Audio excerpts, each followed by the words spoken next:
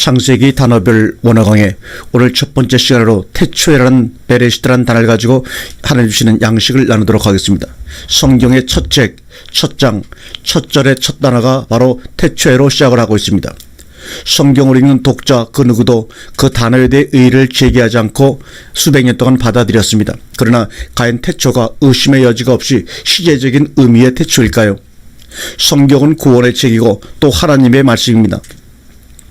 구원에 있어서 가장 중요한 단어가 시제적인 태초일까요? 또는 시공을 초월한 하나님의 세계에서 시간이 그렇게 중요할까요? 히브리어로는 베레시테요, 헬라어로는 엔아르케가 하나님의 세계에서 다만 시간적인 부사인 태초라는 의미로만 통용되는 단어만 아니라는 생각을 떨쳐버릴 수가 없어서 성경을 찾아보게 되었습니다. 베레시트의 어근은 로시라는 말입니다. 이것은 머리이고 성경에서 머리는 그리스도를 말하고 한다는 것은 우리는 누구나 다 알고 있습니다. 여기에 전치사 빼는 무엇 안에서, 영어로는 in이라는 뜻입니다. 안에서라는 뜻입니다. 합하면 그리스도 안에서가 됩니다. 머리 안에서.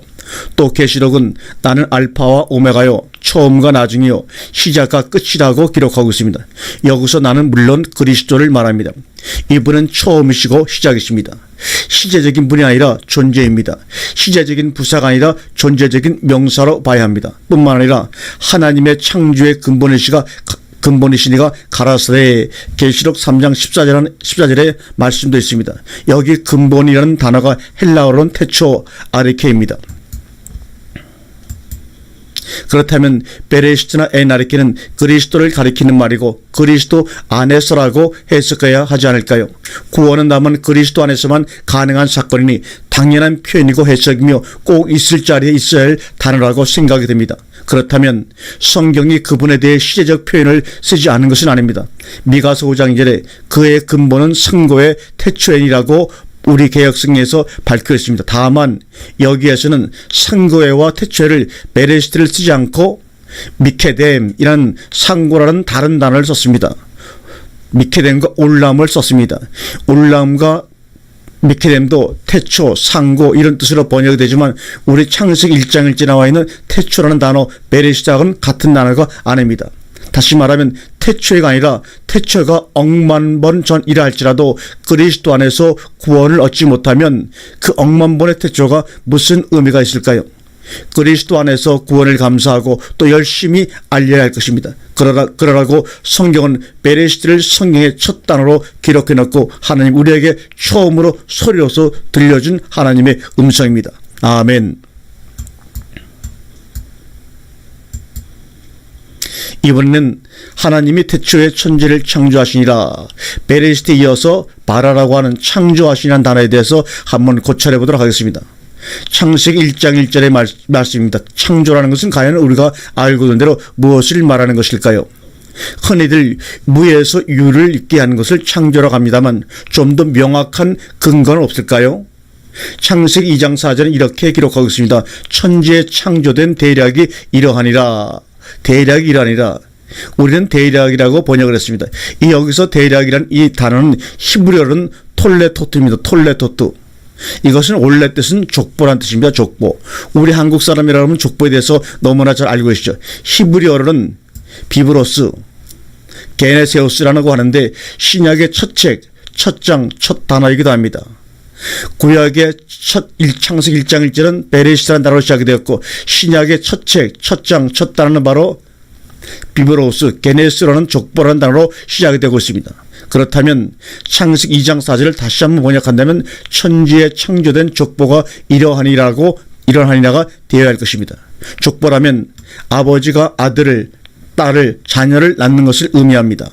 창세기 1장 2절과 창세기 2장 4절을 연결해 해석해 본다면 창조는 낳다는 의미와 동일하다고 생각할 수 있습니다. 이렇게 가정한다면 창세기 1장 1절은 태초에 하나님이 천지를 낳으시니라가 될 것입니다. 창조하다의 히브리어 바라는 세 개의 자음으로 이루어져 있습니다.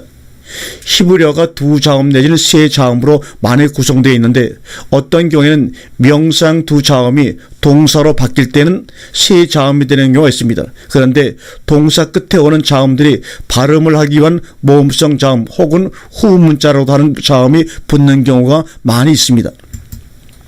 빠라도 그런 경우라 가정한다면 빠라 끝에 자음 알렙을 뺀 단어를 찾아볼 필요성이 있다고 봅니다. 실제로 성경 히브리어 중에 알렙을 빼면 빠르라는 단어가 있습니다. 그런데 더 희한한 일은 그 단어가 바로 아들, 상속자라는 의미로 쓰여지고 있는 단어입니다.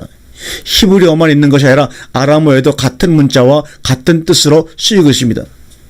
우리가 원어 사전이라는 스트롱 사전을 여러분이 보시면 스트롱 번호 1247번은 아람어로 빠르란 단어가 있고 1248번은 1247번에서 유래한 단어로 어떤 사전이 이렇게 적고 있습니다.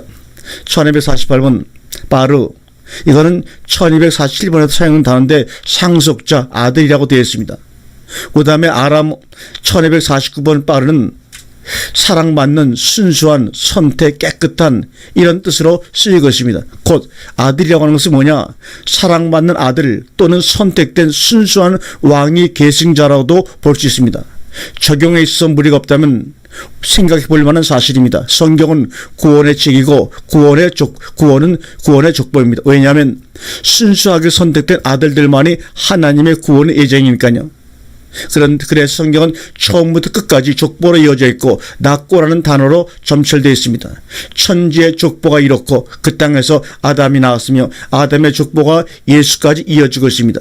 땅의 족보뿐만 아니라 성경은 하늘의 족보도 말하고 있습니다. 이것을 하나님께서는 봐라 창조라고 말씀하고 있습니다. 하나님의 순수하게 선택된 아들들만을 주님께서 낳을 때 그것을 창조하시니라 이렇게 말하고 있습니다. 하늘의 족보가 요한복음 1장의 호로고스 족보입니다. 호로고스 뭡니까? 그 말씀입니다. 계시록 7장은 12지파의 입맞은 족보는 14만 4천 명을 말하고 있습니다. 이상의 글을 어떻게 생각하시든 상관은 없습니다. 어떤 한 개인은 망상일 수도 있고 비약적 해석일 수도 있습니다. 그러나 중요한 것은 성경은 무엇인가를 우리에게 말하고자 한다는 것입니다. 우리는 그 말에 귀를 기울여야 할 것입니다. 우리가 다음 시간에는 혼돈과 공허라는 단어를 가지고 하나님이 주시는 양식을 먹도록 하겠습니다. 감사합니다.